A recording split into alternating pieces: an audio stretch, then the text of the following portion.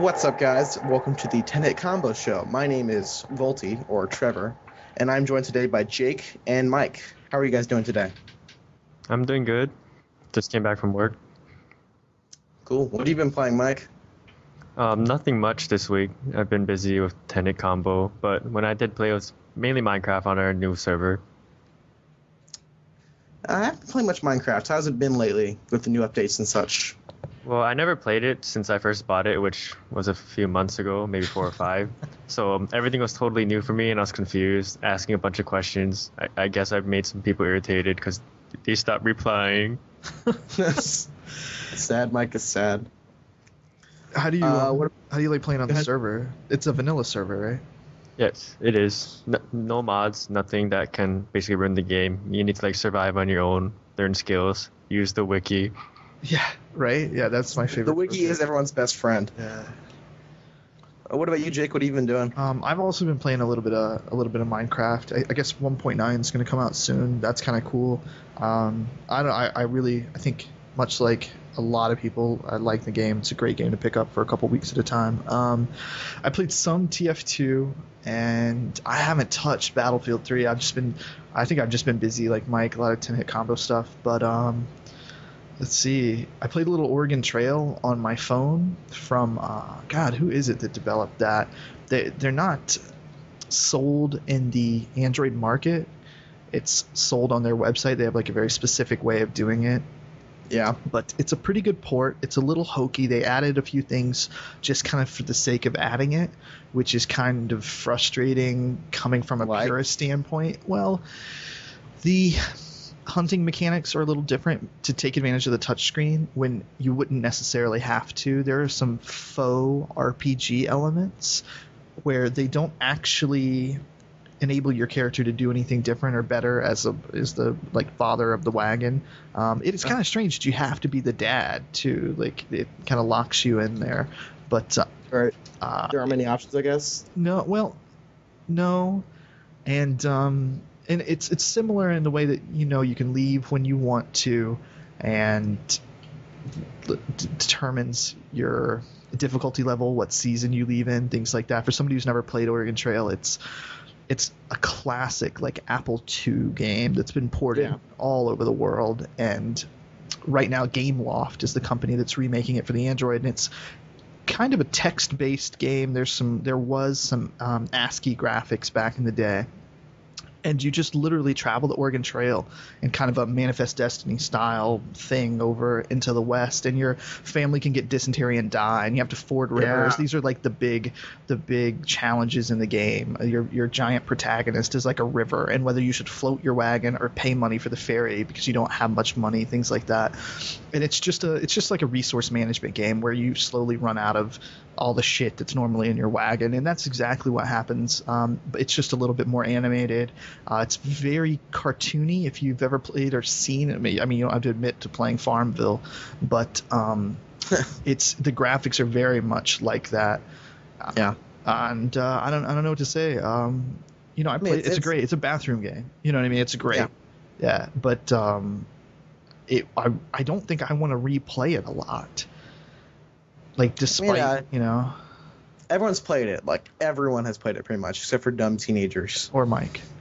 I never even heard of it. Yeah, exactly. Here, I think I'll probably call it the best educational game ever made. Absolutely. You've been playing that. Anything else? Just Oregon Trail and TF2? Oregon Trail, little TF2, and then Minecraft. Minecraft has a way of kind of sucking you in whenever you start. 10HitCombo just got a server, so it started fresh, and seeing Mike in there is fun. Seeing what people build. So. Well, I blew you guys out of water these past 4 days because I've been playing tons of games. I actually haven't played TF2 at all because I just haven't. I played a little bit more of the beta and BF3. Yes, BF3, yeah. Yeah, and it's still fun. It's a great game. I think they've worked out a couple of the kinks from the PS3 version because it's not quite as buggy as it was, and apparently they just came out with Caspian Border, so I'll check that out. Yes. What else have I been playing? I started playing. Let me interrupt you. Portal 2 beta. Portal 2 DLC happened. Yes. Amazing. Amazing. No, Good guy, Gabe. Yeah, I'll come back to it, but you keep going. Yeah. Let's see. I've also been playing. I started playing Dante's Inferno, which is a pretty good game. Still kind of like it's a very blatant God of War-esque game. Can I say it's a pile of shit? You can say that. I still enjoy it because I think it's. I like. There's a lot of set pieces, if you will, and before like a couple days ago, I just got God of War 1 and 2, so I didn't have a God of War game really, so it's the only game I could play. Now I have God of War 1 and 2, so I can play those. I got those through a friend at Detoid. What's been playing? I've been playing Unreal Tournament 1999, which is excellent. Always fun. Which is excellent. But I refuse to play the game online. Because you get owned? Is that? Yeah, it's well. First of all, there's lag, obviously, and second of all, I'll get my ass kicked because I don't play those types of games much, so I just been sticking to bot matches. Still get your ass kicked in bot matches? No, actually, I set to a difficulty level where I still am pretty good, but not too good, And what else have I been playing? Viva Pinata. Fuck yeah. That launch title for that 360. It was a launch title. It came out in like mid 2006, but I got the sequel, which is Viva Pinata: Trouble in Paradise. Return of the Pinata. Yeah, no, dude, don't make fun of me. This game's fucking great. The pinatas are cute, and there's just a pretty decent deep life simulator there, and I like it. I'm not sure what to make of that. I don't know. I'm a little confused. Be confused all you want. I don't care. I haven't played it though. I haven't, so I don't know. What would you compare it to? Compare it to something. I'd probably compare it the most to like The Sims, okay. But with pinatas. But with pinatas, yes. Then you're a malevolent lord, sort of like lord or whatever. And I think a wheel on my chair just broke, which is pretty bad. God. We should move from Viva Pinata, obviously. My chair's falling apart. It's pretty bad. Go back to Portal 2 because I don't have any talk about that. Portal 2, man, yeah, lots of good stuff. I think they did it right. It's not a sequel. Doesn't add a huge amount of gameplay, but it adds a lot of replayability. It added exactly what I wanted to add to, and it added leaderboards, your map timings, your portal numbers. So God, everything's falling apart over here. And Mike is currently on my friends list, just whooping everybody's ass.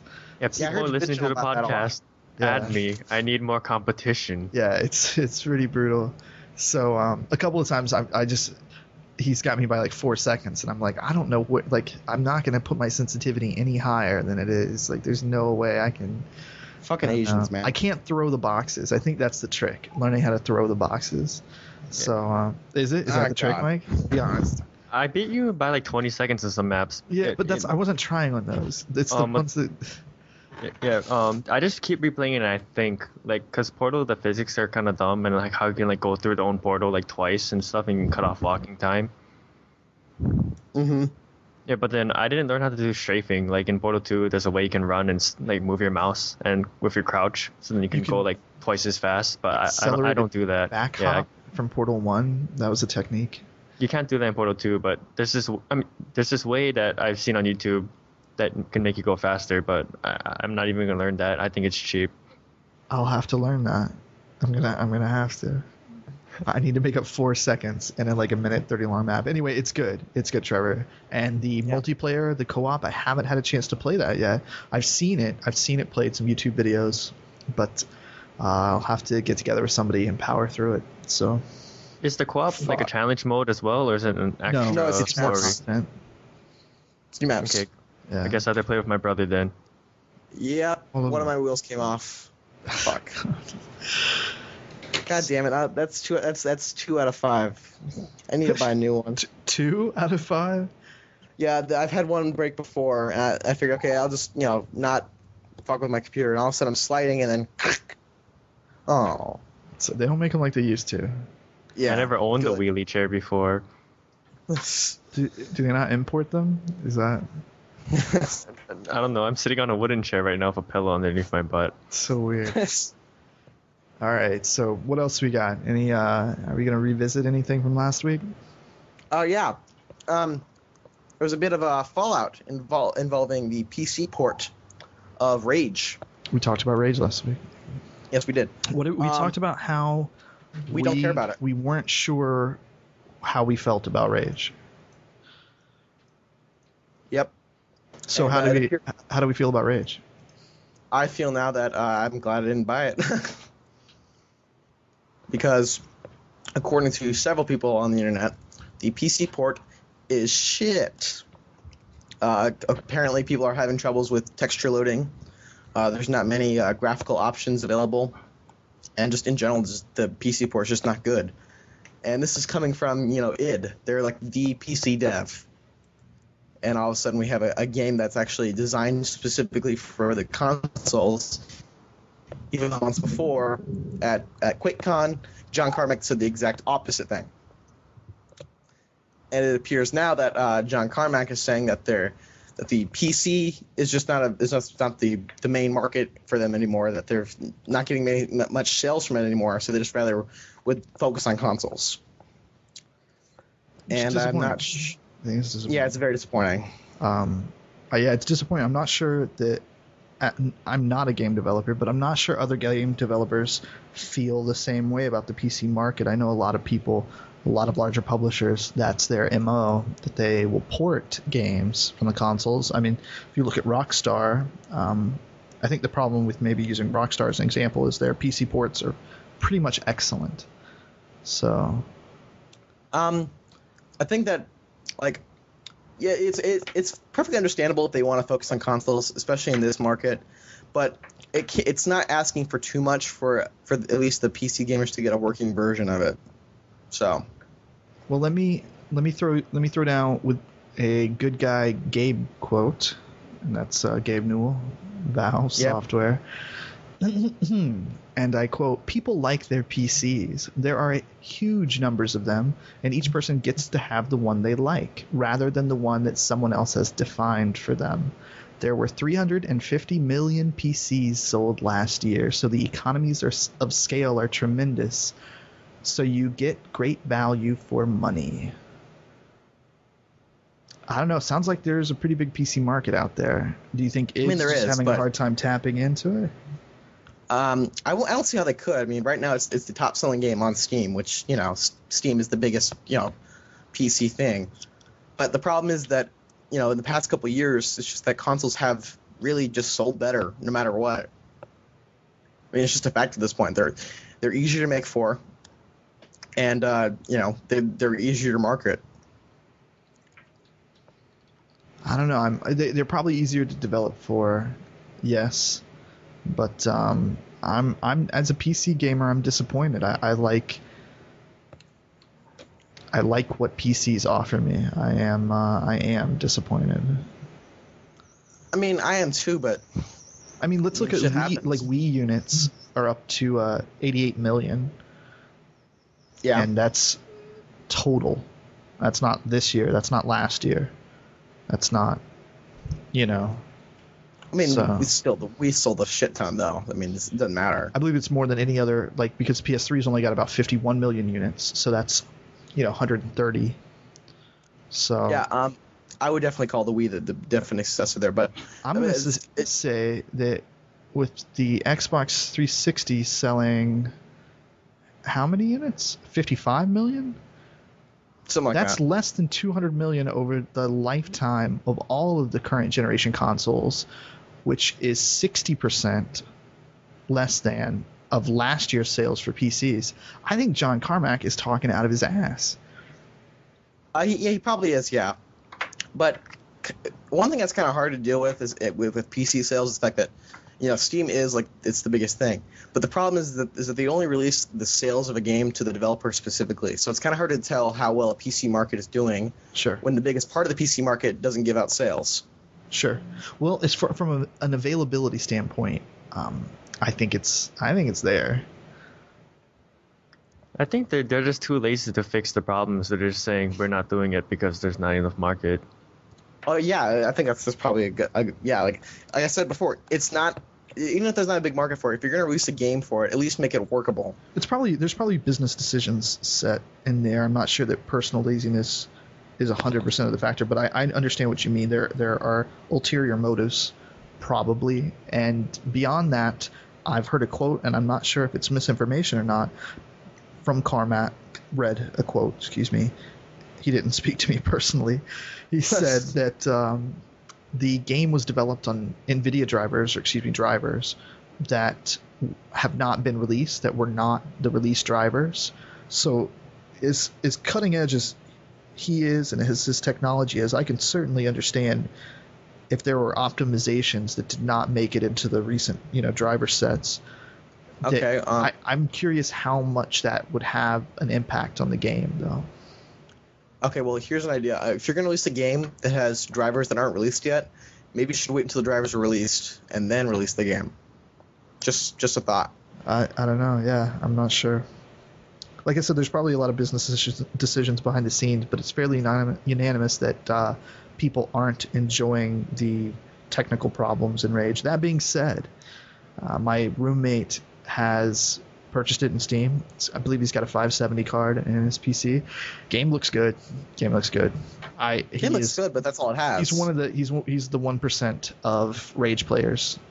So anytime I pass by his computer, it looks great, and there aren't any issues. So, well, I mean, looking great doesn't really make your game good. I mean, there's lots of games that look great but that play like shit. Sure, I can't comment. I'm not going to do a review on it, but his rig is running well. Whatever is causing it to do so, it's doing it. So yeah. What else have we previously talked about? Oh, in the episode that was lost to the world, we talked about Sony revoking people's rights to sue people. That's right. And recently, a very cool little organization has popped up to help gamers opt out of these EULAs, these EULAs that make it so you can't sue EA or Sony in class action lawsuits. They're called Gamers Opt Out, and you fill out an online form, and they will ship the letter for you completely free of charge. And that's pretty cool. I mean, that's just people being awesome. Is it like a cease and desist, that like a legal document of some kind? No. We see that EA and Sony has stated that if you want to opt out of our EULA, you need to send us a letter through the mail with so and so, and then mail it to us, and then you'll be opted out. And that's kind of a hassle for certain people. Well, gamers don't go outside, right? Yeah, it's also a hassle for people like me because I live I live overseas. There's a whole bunch of issues with that. So through this service, I can do it free of charge and know that my letter will reach EA and Sony and with all the proper information. So that's pretty cool. Awesome. That is an awesome bit of charity, absolutely. Yeah. So that's all for stuff that was covered previously. Jake, is there anything you want to talk about in particular? Nothing from last week or the week before. Actually, I think we touched on Red Dead Redemption not coming to the PC. Yep. And they've released further word that it's not coming to the PC. So they're just saying. That's like saying that we're not going to release this criminal from prison. I mean, that's just restating news. Yeah, I'm affected. So yeah, that sucks. It still sucks. I'll let you borrow it, man. It's all about the mouse and keyboard for me. I don't know, but I do want to talk about the 10HitCombo show a little bit, and 10HitCombo and what 10HitCombo is. Tell us all. We're located at 10hitcombo.com, and we are just a community of gamers. Think an online rec center or a less hippie commune, if you will. So we're just a place where you can come, hang out, game, contribute, socialize, produce, whatever it is that you decide to devote your hobby to this thing that is online interaction and video gaming, and that's what we are. We're not a clan. We're not a real gaming, multi-gaming community as you would see something else out there, another entity. So we're trying to do our own thing, and this podcast is part of it. And you could come check us out at 10HitCombo.com. We're getting a few servers up for games, just some fun stuff that some people in the community want to play. So if you want to play with us, come on over and check us out. You can find our IPs on the website and just hang out with us. Come on TeamSpeak, hang out, chill out, see what we're playing that night.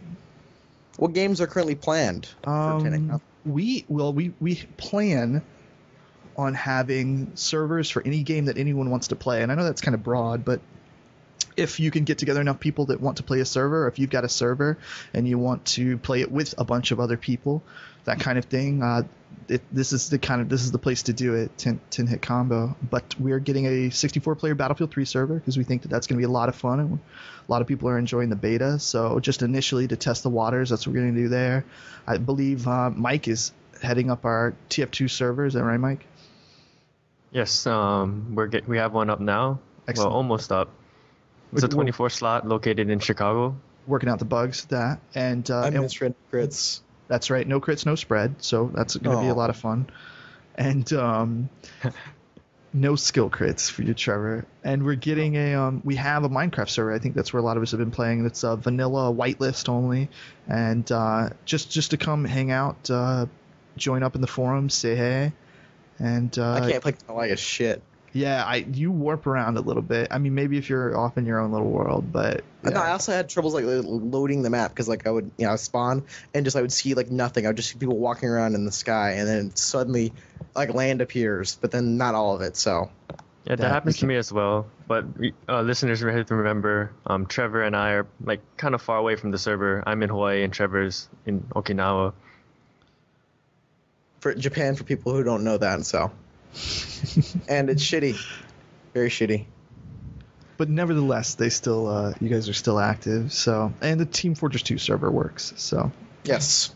That's right. So yeah, so that's happening. And like I said, just a place you want to come, you want to hang out, maybe play some games. We're going to have some game nights coming up, some classic console game nights, and a lot of fun stuff planned. So come on over, check us out, 10hitcombo.com.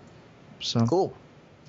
All right, I guess we should get into the news. Sad news, that as everyone has probably heard. Steve Jobs has sadly passed away due to his pancreatic cancer, and that's a loss to pretty much any nerd ever. Absolutely, I would say. Absolutely. Even as a PC guy, it sucks to see somebody who's leading up a kind of an innovative company like that, and themes in general. Absolutely.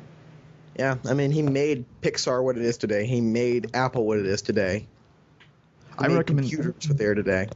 While not biographical, certainly entertaining. A movie Noah Weil portrayed Jobs in called Pirates of Silicon Valley. I don't advocate you pirating it, but I do advocate you watching it. So any way possible, that's Pirates of Silicon Valley. It's excellent little peek into a dramatized view of how awesome Jobs was.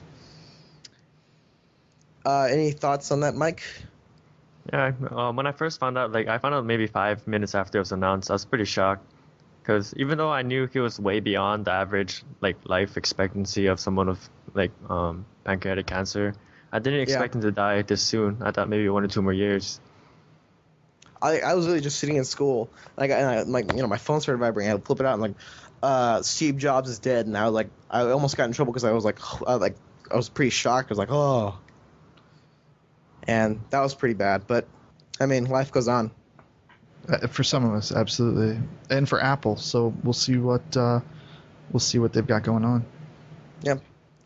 All right. This is something I wanted to talk about. This is just a little fun thing we can do. I want to know what irritates the shit out of either of you in gaming. Just little things that just piss you off. In general, just in gaming. In general or specifics? Yeah, it doesn't matter. AAA games. That speaking of rage, AAA games that don't deliver. I acquired Duke Nukem Forever, and the racial jokes that people made a big deal out of, or the misogyny or whatever, that wasn't. It's Duke Nukem. You kind of have to take that with it's. They're gonna make poop jokes and stuff, but I know, but the quality of game was so poor. Yeah. I wasn't a big fan of the joke where the chicks got impregnated by aliens and then you had to kill them. That was pretty funny. it was an on the rails shooter with boss battles that weren't really. The bar has been raised not to counter quote Newell's. I'm not sure if he actually wrote it, but kind of the companion to Half-Life 2. And Portal 2. Correct. Yeah, raise the bar. But that's kind of the bottom line. Like, you cannot develop a $50 game and push it out there like that. I just feel like it's like I know it sounds stupid, when you go and you buy fruit at the grocery store, fruit's fairly expensive. It almost seems like a luxury nowadays compared to the canned and boxed meals that you get. You take it home and it's bad. Like, this is a horrible apple, this is a horrible peach. You have a right as a consumer to be bummed out, and I feel like our entertainment media, we have a right also to be bummed out. Especially with prices these high. Like, Rage, like $60. $60 on PC. $60 on PC with a digital copy. That's the worst part. And you're paying like retail price for a console game, but it's PC. Right. And you don't even own the game. And like your comment last week about not being able to loan that to anybody. My roommate, that's locked to his account. If I wanted to review it, if I wanted to play it, I would have to log into his account. I'm sure that's breaking a EULA somewhere, since I'm technically not the owner of the account. It's not good. I don't think it's good. AAA titles, disappointing AAA titles. Like, at some point, I understand that there's a point of diminishing return for working on the game, and after these games cost millions and millions of dollars, you get hundreds of especially people over years. Exactly. Well, let's just count the last, whatever it was, 2 years, 18 months of development, when they were like, it's coming out. So I'm just not with it. I don't want anything to do with it. I'm not picking up what they're putting down. What about you, Mike? What do you hate in gaming specifically? Well, in gameplay, I hate it when my team sucks, when it's a team-based game. But I mean, that's considering what Jake said. Like, a lot of developers, like, nowadays on games, I don't actually buy it until maybe 1 or 2 weeks after it comes out, since I don't know if it's gonna suck and be worth my money, since I'm the type of person that buys only 1 or 2 games or 3 a year. Mm-hmm. So, like, Duke Nukem, like, there was all this hype about it, but I didn't buy it, and then it came out, everyone said it sucked, so I was glad I didn't buy it. Anything else besides just your team sucking and bad AAA titles? Not really. Save states. Yeah. Why do you hate save states? I don't. I hate the lack of some games. Oh, so you hate like auto saving. I feel like some people use it as a difficulty modifier, and that bothers me. I feel like it's one of those things that should be a standard, if that makes any sense. I mean, I think it changes from game to game. Like with games like, say, God of War, I mean, the difficulty is inherent there. So sure, not having the ability to save everywhere, that makes sense. But like something like, say, I don't know, Call of Duty, it doesn't make sense to not be able to save everywhere. So yeah, there are any game with a long enough segment that, the difficulty isn't just trying to, like, you're not trying to throw, it's not the Mario syndrome where you're throwing your character at the wall over and over and over again. And one of these days that timing's gonna, I don't want to have to play the 20 minutes up into that point. I think maybe it's a balancing. Some games in the past have frustrated me greatly about that. Just the balance.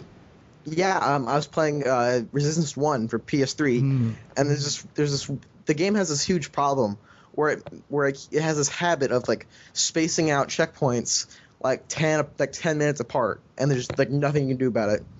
And there's like one checkpoint per level, and it's total bullshit. I remember like doing the same checkpoint, just gradually getting further and further and further, and next thing I know, I spent an hour completing half of a 10-minute level. That's a problem. Yeah, it's not. Yeah, it's those things where, and then they'll throw a cutscene in there. Like, everybody's had that experience where like you walk 4 steps, burnt cutscene, 12 steps later you die, and you're like, I'm gonna have to watch this cutscene again, like, because you can't skip it. Yeah. Oh, unskippable cutscenes. That's what I was gonna say, actually. I can't stand unskippable cutscenes. I can't stand pausable cutscenes, And also, I can't stand cutscenes you can't replay later on. I can't stand that one asshole in Guild Wars that wouldn't skip the cutscene. So everybody else in your group is sitting there, and there's a little number at the bottom. 3 of 4 players want to skip this cutscene. The dude's like, "Fuck y'all, Fuck you, fuck y'all." So like, man, like I got stuff to do. I gotta go do stuff. I don't know what stuff I have to, but it's better than watching this for the 4th time. Actually, there's another thing that pisses the fuck out of me. It's when games feel the need to tack on multiplayer for no reason, just because it'll bring in maybe a couple more players. Like a needless multiplayer mode. Completely unnecessary and totally comes off as tacked on, but it's put on there so that developers can check off an imaginary checkbox that makes the game worth $60 in their mind. Sure. And also so they can sell online passes, of course. Duke didn't have multiplayer, did it? It did. God, and it had an online pass, and it's completely tacked on. Dead Space, same thing. Yep. That sounds terrible. Those are single-player games. Yeah, no, even better.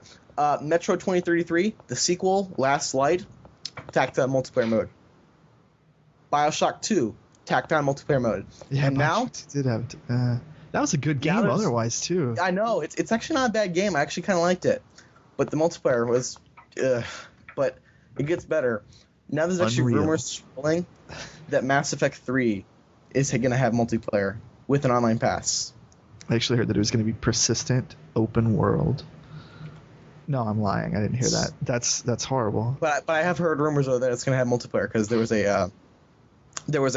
someone took a picture of the back of a possible game case, and it's had use this online pass to access the multiplayer. Yeah, it's called The Old Republic. That's the multiplayer.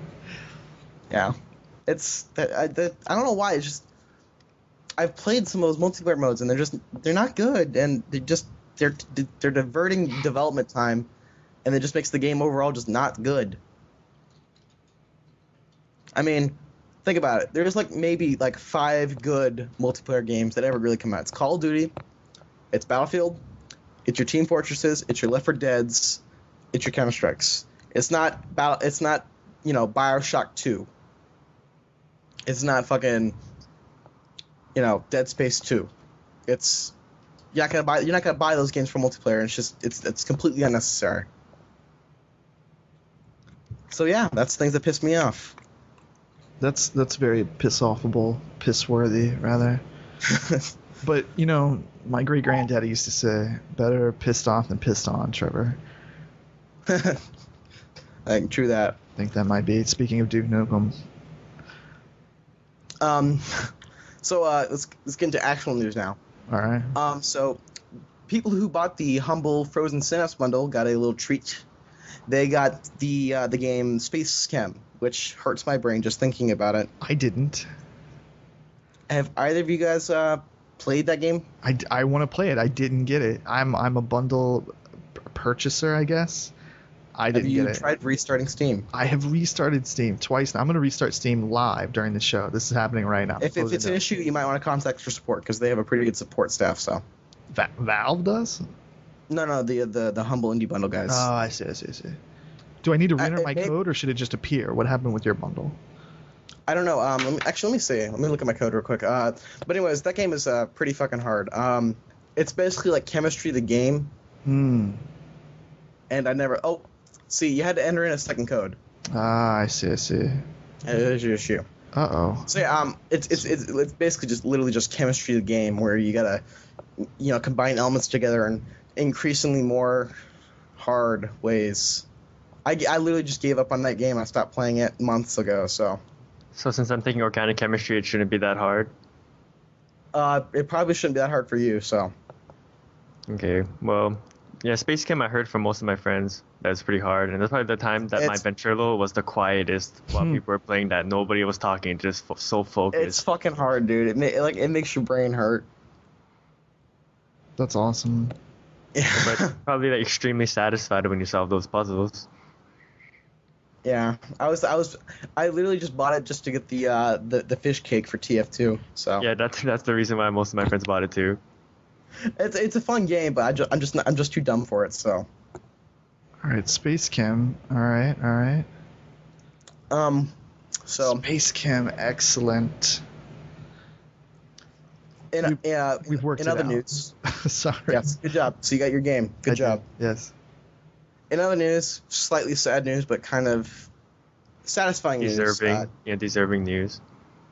Yeah, I don't know how to really describe it.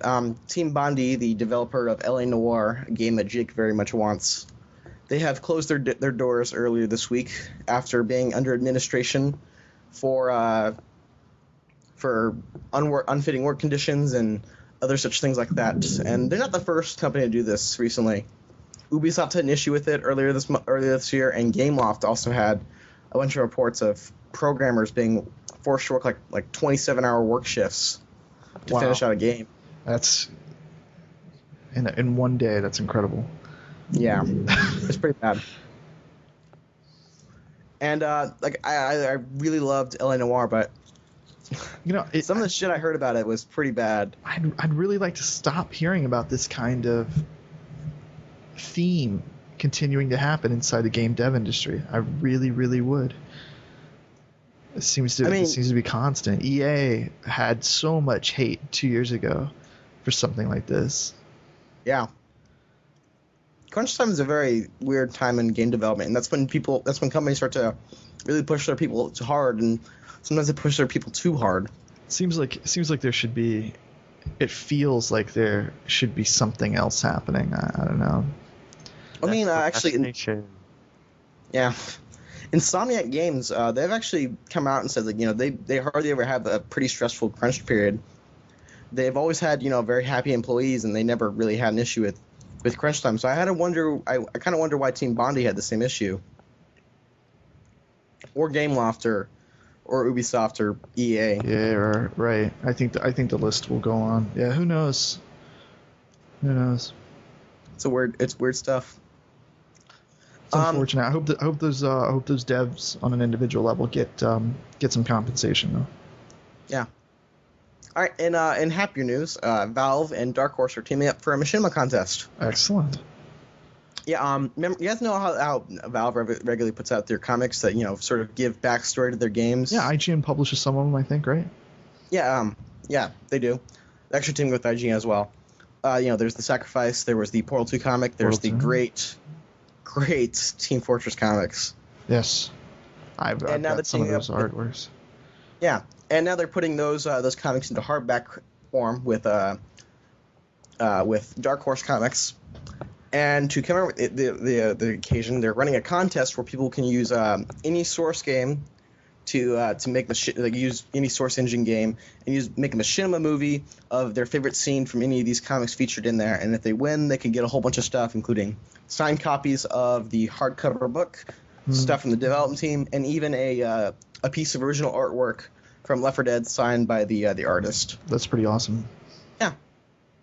I actually plan on buying the hardcover book because they got some pretty good shit in there. They got the Sacrifice. They got some of the better TF2 comics. They got the Ratman comic from Portal 2, and they're really good shit. So get on that. Go make your machinima movies and your video games. Awesome. This is something I want to talk about because this is kind of near and dear to me. We sort of started talking about it, but we never really got into it. Mobile gaming. Do you guys still think it's sort of viable in this sort of climate to have a dedicated handheld, or do you think it's going to go the way of the iOS and Android way? No, I was just talking with someone about that today. By the time my phone is up for an upgrade, a discounted upgrade with my carrier, my phone will be 3 times as fast as it was when I got it 2 years ago. And that will be like 80 times faster than my first computer. Something insane. So no, that's an outright lie. I had a 33 megahertz. I mean, your phone's pretty powerful, but it's like the phone is not designed with gaming in mind. That's where 66. Well, I think that within the next few years, I think that GPU on CPU is gaining a lot of popularity.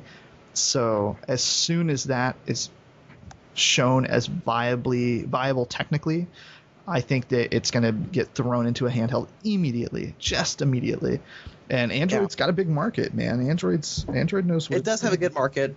And recently at their press conference where they talked about the iPhone 4S, Apple said that the iPod Touch is the biggest mobile platform. Now, mobile meaning like iPhones, Android, not like DSs and PSPs. Right. But still, iPod Touch is the most popular mobile platform. Wow. I think that what these portable gaming devices are lacking is it's a console factor. Like my PC, I do my gaming on my PC, and I do everything else on my PC too. So there's nothing dedicated to it. What you get with an iOS or an Android platform is an OS on a hardware device, and then you layer the games on top of that. It does everything else. It also makes phone calls, and it has network connectivity. My phone has amazing network. I can do so many things through so many networks on my phone. It's amazing. So I don't know. I don't see it. It's tough. I see it becoming fringe, like gaming on a. I don't even know. Yeah, it's. I mean, I agree with you there, but the problem is the phones can't really deliver the experience that a handheld can. I mean, I don't see, an iPhone giving me like something like, the world ends with you. I don't see the iPhone giving me something like the Chrono Trigger. I just don't see that happening. And because it's focused specifically on gaming, I think there's better experiences there. It would take little to make the focus shift. Like Osmos, the little indie game, that's easy. I mean, an experience similar to that, but more to the point, like if you're looking at for platformers, I've seen, and I know that it's not necessarily anything more than a proof of concept, but Bluetooth PS3 controllers being used with Android devices. I think it's out. The truth is out there. It's coming. I don't know. I just don't want it to happen because I like my Game Boy. I'm gonna miss that. I know it's inevitable. I don't see phones delivering the same type of experience. And it's not yet. And the phones on the near horizon aren't going to do it yet. No, I'll agree.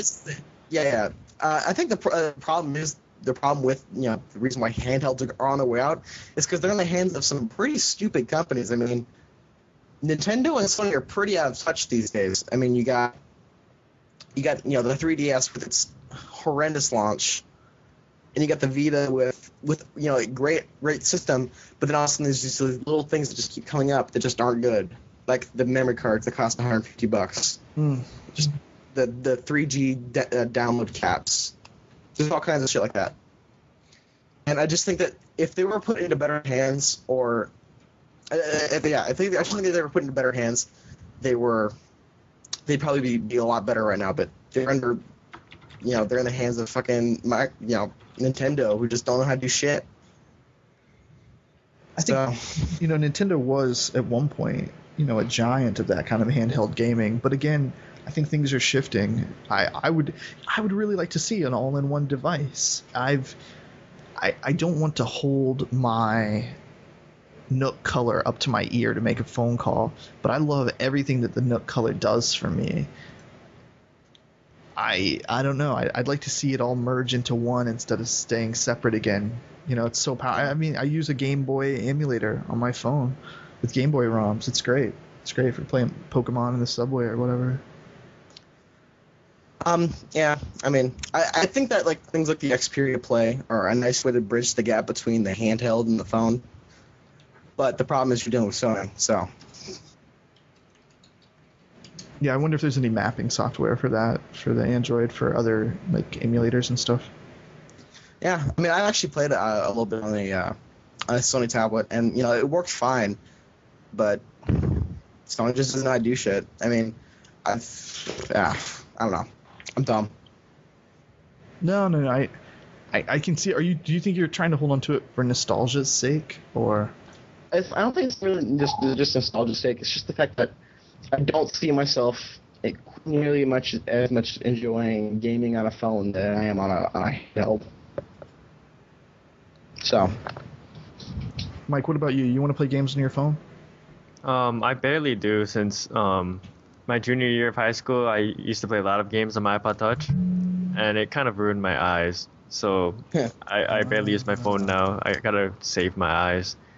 That's But curious. Would you? The last time I played a handheld was probably my Nintendo SP, Game Boy Advance SP, Wow, back in the day. Ruby version, Pokemon. fuck yeah. Got my fucking Pachirisu. So if would you see yourself buying another dedicated handheld gaming device? I was considering buying the 3DS, but after seeing it in real life, I didn't think it was worth like the huge price, the 250. I know it's lower now, What but about its reduced price? What do you think? I still don't think so, since I did get that PSP for free from Lockers a long time ago when it was small and underground. And in that, I played it maybe for a week, and then now it's like in my drawer, and I haven't touched it for over a year. Well, to be fair, the PSP was shit, so. Wipeout Yeah. XL or Wipeout for the PSP was really good. I think, I'm just saying. I'm actually, like I said, I'm pretty excited for the Vita. There's a lot of good games coming out for it. There's an Uncharted game on there. There's a couple other good shit like there. I mean, there's a lot of potential there, but they're just in the wrong hands. But my problem is I can't put it in my pocket. I've got 2 pockets. I've got keys. I've got, maybe a bundle with my credit card, whatever, and and a phone. And I'm not going to put my keys and my phone in my same pocket. You need to think about this, Nintendo and Sony. I can't put my keys and my phone in the same pocket. Yeah, I never do that because of scratches. Where do you want me to put my game Vita boy, my Vita boy? Your game Vita boy? Buy some cargo pants. Yeah, that's because I wear cargo pants. Totally fashionable. Yeah. All right, well that's mobile gaming. So this is pretty. Speaking of Sony, you guys remember that? No. Here it is. Sony and Nintendo, prove me wrong. Give us a handheld that's worth. I want them to prove me wrong. I want them to prove me wrong. I really do. That's why when I buy my 3DS later this year, because I'm going to, I hope I can prove you wrong. I really do. Okay, that was it. Shout out. Finally, can I move on with the show? You got it. Stop holding me back. I'm sorry, you got it. Okay, so anyway, can I interrupt you? I'll let you finish this. Fuck, goddamn, go ahead. Thanks. Nah, I'm good. Okay, so I'm sure both of you guys have seen the Sony commercial that they just put out for all their gamers out there, and I like it, but it's a disappointment. Are we talking about the commercial where it was like a tiny little movie? Yeah, they have the little army guys drop into the place, and they go to the cabin, and then there's the thing, and yeah. All the game characters are like like Metal Gear Solid dude, Solid Snake, and Kratos, and fuck yeah. You guys have both seen it? Yes. Thoughts on it? They kind of hyped it up, didn't they? They hyped it up too much. Yeah, I don't know. I think probably should just put it out there. I never seen any of the hype. I don't know what you guys are talking about. Well, that's just because Sam just linked it to you. So I don't know. So what happened? It was really nice looking. It was great, but I was just like, so no Vita news, no PS3 news, nothing new, just thanks gamers. That's it. That was it. I mean, it was great, but it was kind of underwhelming. So, yeah. Nah. That was a terrible topic. I hate myself. You know what's really happening? What? Duke Nukem Forever DLC. Oh yeah. Knock knock. Who's there? I'm not gonna answer the door. Is the answer that you should have put it? Because it's Duke Nukem Forever DLC. Why are you gonna download Duke Nukem Forever DLC? Why am I still here? Why am I not playing Duke Nukem PC? Duke Nukem DLC. Why am I still here? I don't know. Yeah, that game was so bad. I'm sad for my friend who bought it. He got really Forever DLC. Your friend purchased it?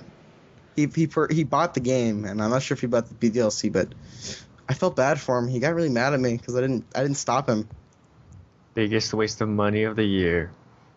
No, my biggest waste of money was Final Fantasy 13. So Sandman still hates me for that, not liking that game. You didn't like the Final Fantasy, the not yet Final Fantasy, the penultimate fantasy.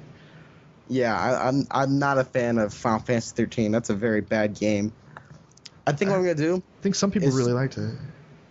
Some people, of course, will like it because they're stupid Sony fanboys. Not Sony. I mean, it's not fuck. Because they're stupid SquareSoft fanboys. There you go. I'm dumb. No, because like SquareSoft fanboys are pretty bad. I mean, like, you guys remember when they announced that the game was going to come to the Xbox? No. Okay, well, when they did that, all of a sudden people were like giving death threats to the CEO of Square Enix because they promised that the game was going to be on PS3, and now that it's not, the world is going to end. Can we get another Kingdom Hearts? Apparently they're still working on it, but it's all the handheld shit. So. Oh man. Yeah, wasn't there one that's supposed to come out a few years ago? Let's see. First, there was the GBA one where you were, card battling, and then there was 365 over 2 days, which is the most retarded title I've ever heard of, which was for the 3DS. And then there was Birth by Sleep, which is also a bad name. And now there's another one coming out for the 3DS, which is not good. Why can't they just shock everybody and just come out with a new main series game? I mean, I don't know. I like the first two. I didn't like the handheld ones. What's the issue here? Well, you like the handhelds, though. I like the handhelds, but I didn't like the handheld games because they were stupid. We can. There's no winning with us. There's never any winning. Yeah, Square. Poor Square. They need to do some more movies. They're in a PR nightmare right now. Are they? First they released 13 to not very happy people, and then they released Final Fantasy 14, which I could probably say is probably one of the worst MMOs I've ever even seen. It was so bad. There was nothing to do, and it just wasn't good. And I hope I never see it again. I think it's the whole. What always got me was changing characters within the universe. I was coming of age when 7 came out, and yeah. I played the heck out of 7, but it's just kind of, I don't know. It's not iterative. The characters didn't grow up. It's not necessarily their kids or anything. I don't know how I feel about that. Yeah. I mean, I stopped caring after 9 came out because 9 is the best game to ever be made by them. So. Was that the MMO? Anyway. No, 9 was the last one to come out on the PlayStation, the one with the guy with the cattail. Yeah. Oh yeah. That was the one. Yeah, I remember that. Excellent. So, Jake. Yes. I know you like the Tribes. Oh, love the Tribes. I'm an old guy, so Tribes is a big deal for me. Tribes is the first community that was just awesome. Any of you old guys out there, probably not. But if they're out there, you play Tribes, you know what I'm talking about. Tribes 1, Tribes 2 with the Tribe mods. Like, amazing community. Bunch of dudes who know what they're doing. No weirdness. Nobody telling you that they're going to teabag your mother while they set your house on fire and they enema your cat. None of this crazy shit, just playing video games. Yeah. Getting air disked. So I hear Tribes, they've got a closed beta on Tribes Ascend coming out November 4th. I'm pretty excited about that because that probably means maybe open beta first quarter or release first quarter next year. Maybe. I wonder if they're gonna follow the trend of betas recently, where they're just gonna release the beta as a glorified demo instead of what a beta actually is, which is where people try and grind out the bugs or figure out server issues, like with Battlefield 3. Sure. Well, Hi-Rez is developing it. They've done some other stuff. They showcased it at PAX, I think it was announced, and they showcased it at QuakeCon. Yeah. Is this the free-to-play one? This is the online only. It's similar to Global Agenda, which I purchased thinking it was a Tribes-based thing. Yeah. It's anyway they develop out of Alpharetta, which isn't too far from me. It is the free to play one. I kind of started your question. It's kind of MMO-esque. I heard some interesting thing going on. Like they were talking about how they were gonna the way they were gonna do it for the free to play was that they're gonna rotate classes around. Mm-hmm. Where like people like free to play players would only be able to play certain classes on a given week. You can never really get good at it. Yeah, I'm not sure how they're going to. That's they finalize. I understand if maybe like sniper, or whatever, but there should be at least like there should at least be one class that you can definitely know okay, I can play this person for sure, and know that I'm gonna just know I can play that one guy. It's a little weird in my opinion. I don't know. Let's see how it works out for them, I guess. Yeah, they're. I mean, I can't imagine them balancing it to the issue. I mean, balancing it so that there is an issue, especially if they expect the free to play players to play with the others. But I'm just curious how much it would cost to get the classes. Sure. The full what is the full game going to cost? Well, it's multiplayer only now. It's going to have Capture the Flag. It's going to have team deathmatch probably, a rabbit game mode, stuff like that. Yep. And it's I don't know. I'm excited. Yeah, that's really what it is. I'm anxious and excited. I want to see Tribes 2 again, and I really think that this is going to be that. I did purchase their other game, Global Agenda, before it went free to play. It was a purchased game, and I purchased the full license of it, so I have the gold account or whatever it's called. But it didn't have the gameplay. It wasn't as fast. It kind of required a squad, required a lot of teamwork, and the maps didn't have the rapid flag caps. Nothing like that. No hook mod that you could do. No boosting, jump boosting and skiing. None of that. Yeah. It just wasn't. I was expecting Tribes and it wasn't. And I think a lot of people said, "Hey, we were expecting Tribes. What are you doing?" And so Hi-Rez is like, "Damn, we better develop Tribes." Why don't we just make Tribes? Yeah. Exactly. So I'm happy they did it. Local developer. Let's see what's going on. Closed beta coming in November. Hi-Rez, get me in the beta. Please, give me the beta. I want the beta. Yep. So that's great. So this is something I wanted to do. Now I know that Mike doesn't play many games because he's not a good gamer. But Jake, I want to know, what are some of your favorite games that really no one ever really talks about? They're maybe a little bit obscure, but things that you just love. Just you always like to go back and play, or at least remember playing. I downloaded Oregon Trail because the classic Oregon Trail is great. I'm not sure if it's going to give me a legal trouble or anything, but I have an Apple II emulator. It's in browser, so it's not on my computer. But to play Oregon Trail, and that's great. And people, obviously Mike didn't hear of it. I mean, it's kind of a cult classic, I think. The point-and-click adventure games from back in the day. Mm-hmm. Space Quest, Police Quest, Leisure Suit Larry. Yeah. As a budding, just barely post-pubescent. Yeah, exactly. You're like, this game is the best. So, there's tits and there's sex. Even though it's like watching Saturday morning cartoon boobs, but it was exactly. It was liberating. And then you played with the current generation of gamers that I currently play with. When I mentioned that I played Half-Life 1 Deathmatch, they kind of get a blank stare. But I played What's that? I played the heck out of Half-Life 1 Deathmatch. I think everyone remembers Half-Life as for its single-player experience, but most compelling for me was its multiplayer. Those maps, Data Core, Boot Camp. I played a little bit, and I thought it was fun. Snark Pit, Bounce. Yeah. They are really ingrained in what it is to be a game. Actually, I actually got when I was playing Half-Life Deathmatch and when I was playing UT, I got sort of a similar feel there. It's a very fast game, lots of little unique weapons you could use. Yeah. Exactly, because you're talking about the original UT. When Black Mesa Source was announced, I was hoping that they would redo the Deathmatch maps, because Half-Life 2 Source or Half-Life Source just wasn't.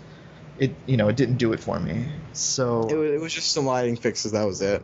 Engine and physics, kind of funky physics. But I'm still waiting for them to get me in that beta too. So that's High Res and whoever's developing Black Mesa Source both has hooked me up. But Yeah. that was a big deal for me. I don't know about Obscure because I still had to walk into like a game store and buy it. So if it wasn't on the shelf, I wouldn't get it. I wouldn't call it really this obscure. It's more like things how about Sim Tower? There you go. People, I don't even know what that game is. So. Oh man, it's you're in a skyscraper. I mean, how fun does that sound? So basically, it's a Sim skyscraper. So it's basically just Sim City, but within a skyscraper. It's entirely 2D, not even isometric. Like I'm talking about Windows, like 95 days, like back in the day. Shareware, okay. Games came on discs. You could only play them for an hour. That kind of stuff. Where you had to buy them. So yeah, the games like that are the ones that I remember are classics to me. Cool. What about you? This isn't really like old obscure, but definitely sort of new obscure. It's a Xbox 360 game I got recommended by a bunch of people over at Destructoid called Deadly Premonition. I like to call it Twin Peaks the game because it's basically Twin Peaks the game. Ooh. You're a FBI agent sent to a New England-esque town to investigate a mysterious, vaguely supernatural serial killer who's been killing a bunch of people. And it's also got a great sense of humor attached to it. The main character, he's very likable, he's very quirky, and there's just tons of just tons of little stupid shit that's just going on in the background. Awesome.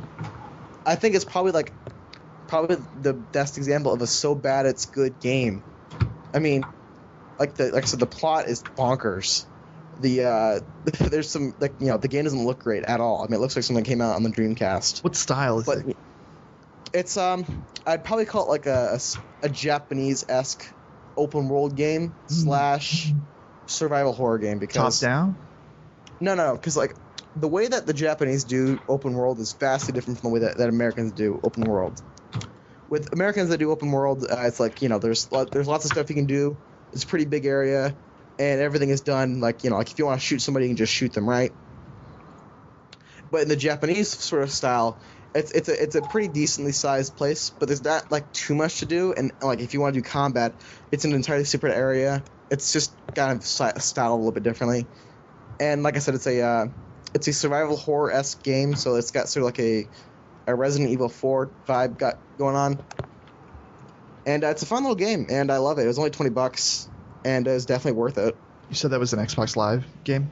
Xbox 360 game. And I think it is available on Xbox Live on demand, so. But yeah, it's $20 on Amazon, and everyone should get it. It's so much fun. I love it. That's my pick. Awesome. And like I said, because Mike is boring and only buys Call of Duty, he doesn't have anything he can submit to this, so. Yeah, I only buy the mainstream games, the ones that are going to be the cream of the crop. Well, let me recommend to you, Mike, to play Oregon Trail on an Apple emulator. I already bought my 3 games of the year. Oh, it's free. Oh, okay. You get to name your party members, and so when they die, it'll say, Mike has died of dysentery, Trevor has died of cholera. So like how I changed my name in Left 4 Dead, an old lady has killed Lewis. Yeah. Actually, you know what? Since we're talking about free games, what's your guys' favorite free games? Because something that we could all Team talk Fortress. About. Yeah, Team Fortress, but something else, something not so obvious. Wow. That's the only free game I know. Oh my God, you're so boring. I used to like to play poker a lot. Sometimes that's free. Sometimes that's horrible. That's a horrible suggestion, but that's honest. Let's see here. LOL.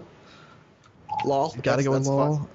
Gotta go with Dota 2. That shit's not even out yet, and people are salivating over it. I am. I don't even play MOBAs, and I want it. Yes. What else you got? Free games. Good free games. Let's see. What do I like free game wise? I like the odd sort of indie game that gets put on Armor Games or independently released. Actually, no. There's one game that I love that it's just so funny. None of you guys have heard of this. It's called Facade. That sounds familiar. It's this game where you get invited to this dinner party, and you basically become like a marriage counselor for this couple, and like anything you type the people respond to, and you can play the game totally genuine, or you can be a total fucking asshole. So I saw actually a YouTube video of a guy who played it from the perspective of Genghis Khan. It was the funniest shit. I love it. It's totally free, and there's just so much stupid shit you can do. There's if you start becoming too much of a dick, they'll kick you out of your house. And one time I was a dick immediately, and I got kicked out before I even walked in the door. It's a great game. You should try it. Oh, God. I once sexually harassed the dude for like the entire time. That makes sense. What? God. That's hilarious. I was actually going to say Tetris Friends. There you go. Yeah, Tetris is always fun. Tetris Friends, the multiplayer Tetris, competitive Tetris. Yep. Excellent. All right. That's that. Well, we were going to do, what were we going to do, mailbag? Just do mailbag. Wah, wah. No mail this time, but we do have a suggestion. Keep up the good work from our first fan. So shout outs. Thanks for the suggestion. To who? What? No, to who? Who? What? Yeah, to whom? Who sent in the suggestion? It says anonymous. Okay. You don't want me to read the email address. It's explicit. It's explicit. I want to know. I'll PM you. Okay. Anyway, so we plan on keeping up the good work. And again, any suggestions, any comments, as long as they're sort of nice, podcast at 10HitCombo.com. You can check us out, 10HitCombo.com, the 10HitCombo show. Sign up for our forums. Check us out. Throw up an introduction. Come play some games with us now. We got some game servers up. We're playing a lot of games. Find all three of us probably some of the time, most of the time, in voice chat. Get on TeamSpeak. Tell us we're doing a good job, and check it out. Mike just shattered his portal record by 15 seconds. You fucker. I need to learn how to strafe jump or whatever you're doing. You guys should also follow us on Twitter. Absolutely. What are our Twitters, Volty? This person is at VoltySquirrel. I am Jake, and I am at 10HitJake. I'm Mike, and I'm me, Young Jin. Young J-I-N. So you're gonna actually use it now, just so you know. Yeah, literally once a month. That's right, so get online and send me, Young Jin, a direct message. That's all I'll do to do some shit. Do some shit. That's right, good work, Mike. Alright, guys. That's nice. Thanks for listening. Later. Bye. Bye-bye.